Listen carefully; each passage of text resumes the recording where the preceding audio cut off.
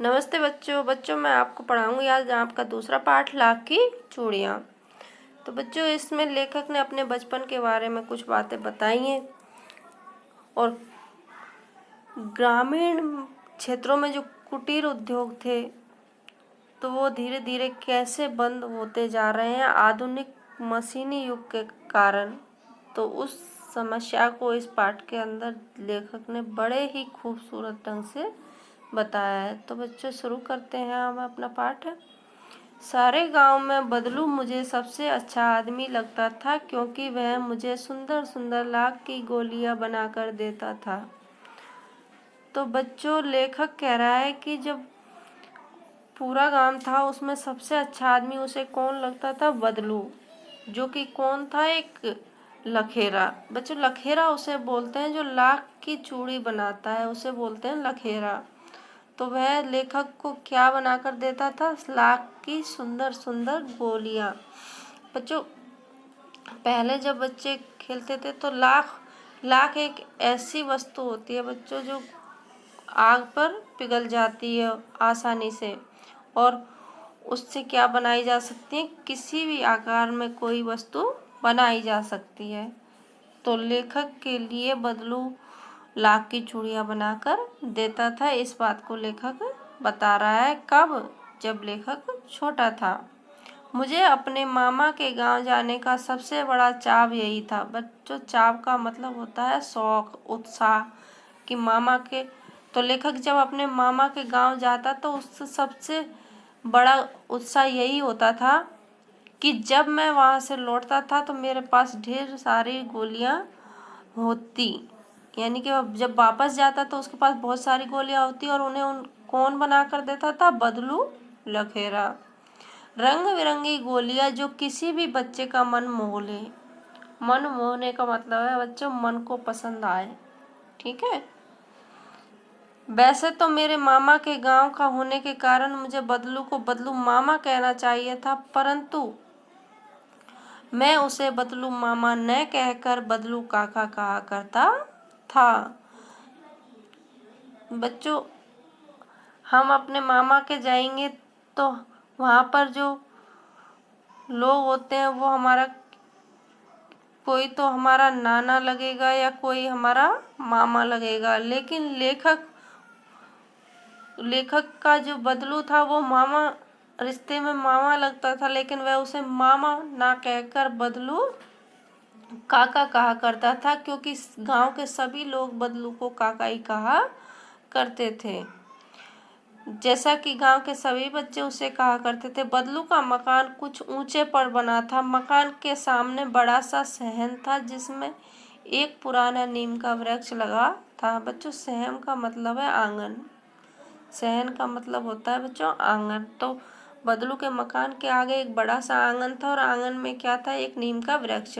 उसी के नीचे बैठकर बदलू अपना काम किया करता था। बगल में भट्टी दहकती रहती जिसमें वह लाख पिघलाया करता। सामने एक लकड़ी की चौखट पड़ी रहती जिस पर लाख के मुलायम होने पर उसे सलाख के समान पतला करके चूड़ी का आकार देता था। तो बच्चों, उस आंगन में क्या था? एक भट्टी थी और भट्टी पर क्या होता था? बदलू लाख पिघलाया करता था। और एक सलाख थी, यानी कि एक तकत जैसा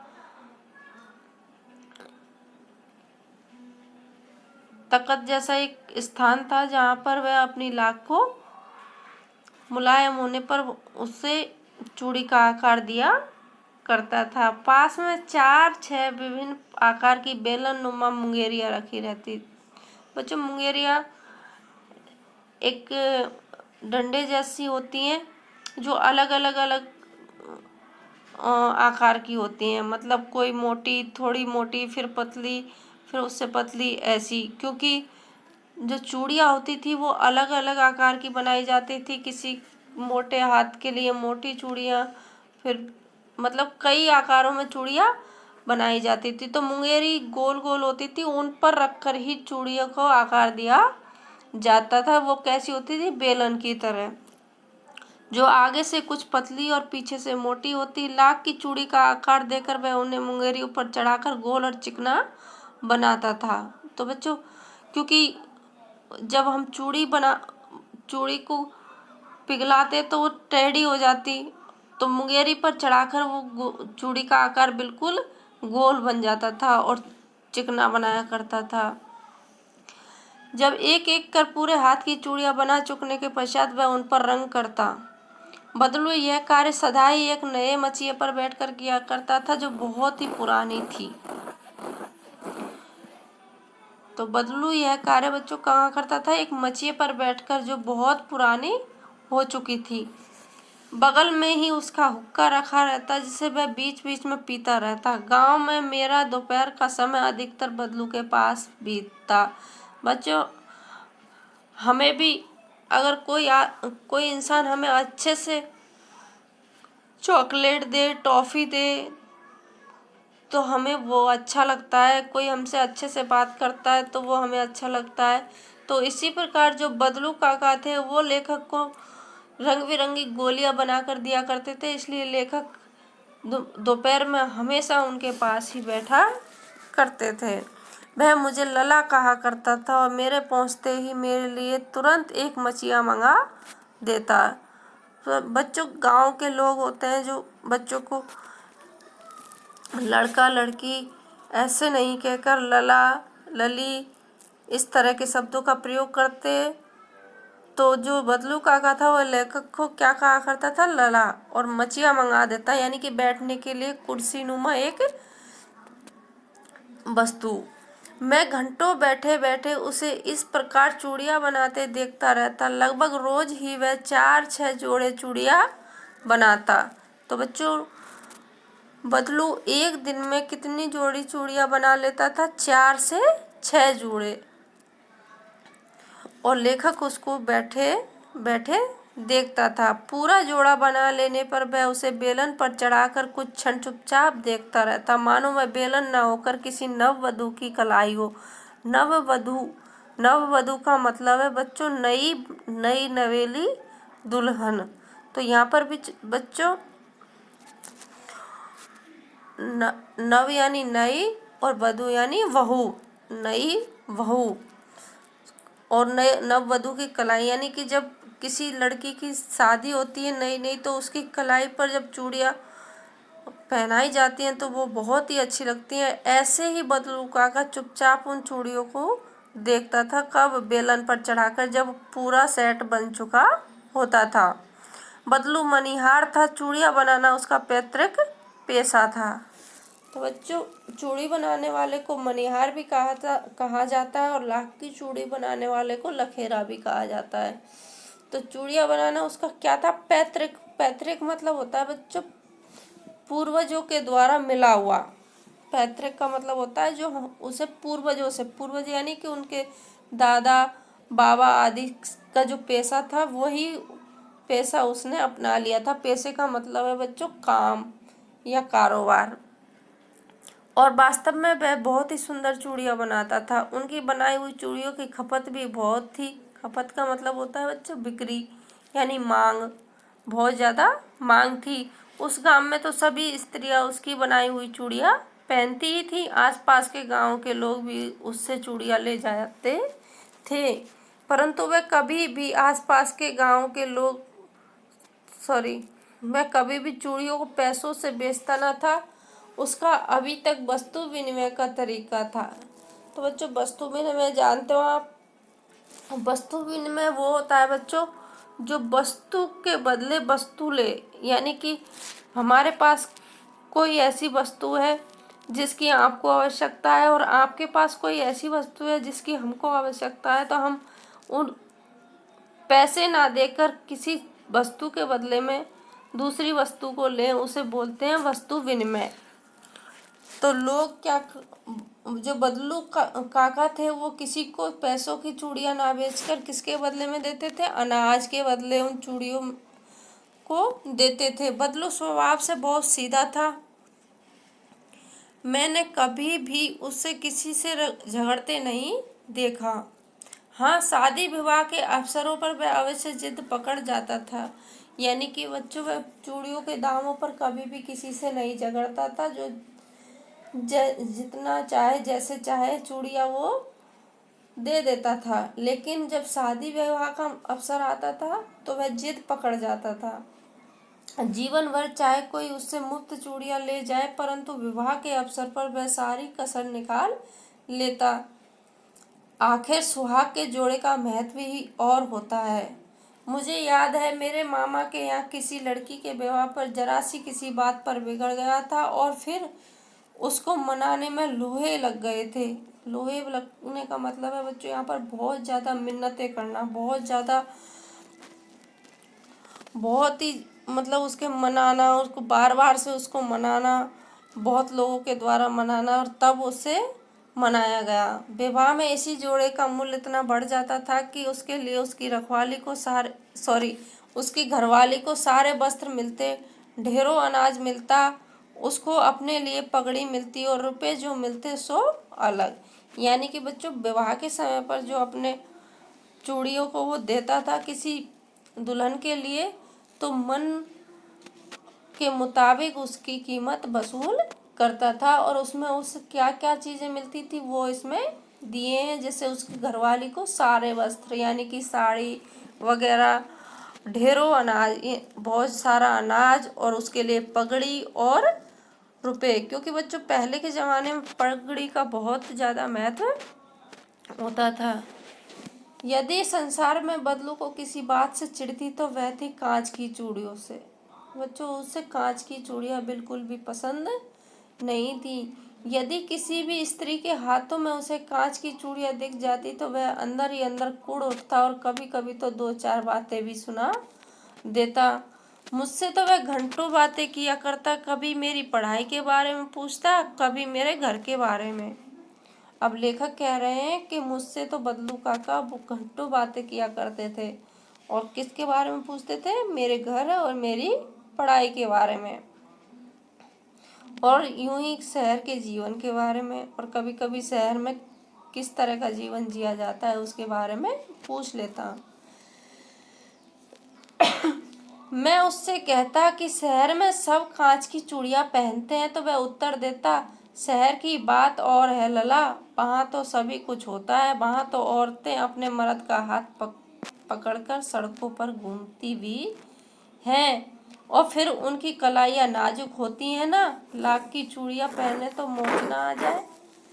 तो बच्चों जब लेखक उनसे कहते थे कि शहर की जो औरतें होती हैं वो सभी कांच की चूड़ियाँ पहनती हैं, तो बदलू काका उसे मजाक में उड़ा देते और कहते वहाँ की बात ही अलग होती है, वहाँ की औरतें तो अपने पति का हाथ पकड़कर सड़कों पर घूमती हैं, और उनके हाथ बहुत ज़्यादा नाजुक होते हैं। अगर वो लाख की चूड़ियाँ पहनेंगी तो उनके हाथों में मोच नहीं आ जाएगी।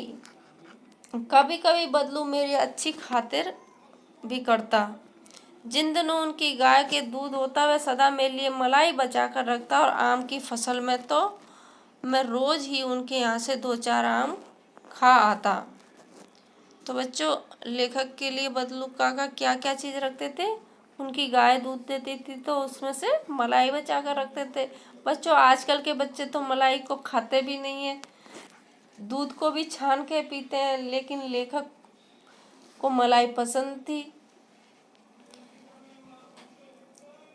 और लेखक उनके यहाँ से दो चार आम, यानी बच्चों गांव में जो लोग होते हैं वो बहुत ही अच्छे स्वभाव वाले होते हैं, वो किसी भी वस्तु की कीमत नहीं लगाते। वो गांव के लोग अगर उनके घर में कोई चीज़ है तो उसे सबको बांटना ही पसंद करते हैं। तो इसी प्रकार बदलू काका के घर में आम थे, और तो वह दो चार आम लेखक के लिए रोज दिया करते थे। परंतु इन सब बातों के अतिरिक्त जिस कारण वह मुझे अच्छा लगता वह यह था कि लगभग रोज ही वह मेरे लिए एक दो गोलियां बना देता। तो बच्चों जब लेखक बचपन में छोटे थे तो उन्हें गोली खेलना बहुत पसंद था, और वह उन गोलियों को बनाने के लिए ही बदलू के यहाँ जाता था, यानी कि गोलियों के लिए ही वह रोज बदलू काका के यहाँ पहुँच जाता था। जैसे तुम्हारे लिए कोई अच्छी चीज़ दे दे तो तुम उसी इंसान के पास बार बार जाओगे। जैसे तुम्हें अब मोबाइल में गेम खेलना पसंद है, वैसे ही उस टाइम पर लोग बच्चों को गोली खेलना पसंद था। मैं बहुधा हर गर्मी की छुट्टी में अपने मामा के यहाँ चला जाता। बहुधा का मतलब है बच्चों बहुत अधिक बार, यानी ज्यादातर।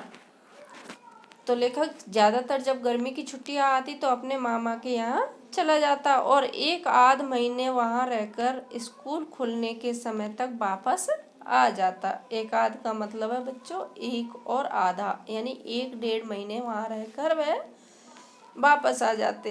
परंतु 2-3 बार ही मैं अपने मामा के यहाँ गया होऊंगा, तभी मेरे पिता की एक दूर के शहर में बदली हो गई। तो बच्चों लेखक के जो पिताजी थे वो नौकरी करते थे और उनके कहीं दूसरी जगह तबादला हो गया और एक लंबी अवधि तक मैं अपने मामा के गांव ना जा सका। तब लगभग 8-10 वर्षों के बाद जब मैं वहां गया तो इतना बड़ा हो चुका था कि लाख की गोलियों में मेरी रुचि नहीं रह गई थी। यानी कि बच्चों लेखक जब 8-10 साल के बाद गांव गए तो वो बड़े हो गए और उन्हें लाख की गोलियां अच्छी नहीं लगती थी।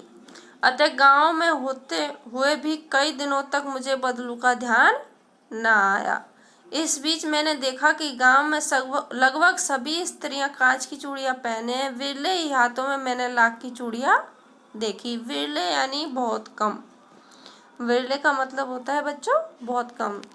तो बच्चों लेखक ने कुछ ही स्त्रियों के हाथों में लाख की चूड़ियां देखी। तब एक दिन सहसा मुझे बदलू का ध्यान हो आया। बात यह हुई कि बरसात में मेरे मामा की छोटी लड़की आंगन में फिसलकर गिर पड़ी और उसके हाथ की कांच की चूड़ी टूटकर उसकी कलाई में घुस गई। उससे खून बहने लगा। मेरे मामा उस समय घर पर ना थे, मुझे ही उनकी मरहम पट्टी करनी पड़ी। तभी सहसा मुझे बदलू का ध्यान हो आया और मैंने सोचा कि उससे मिल आऊं।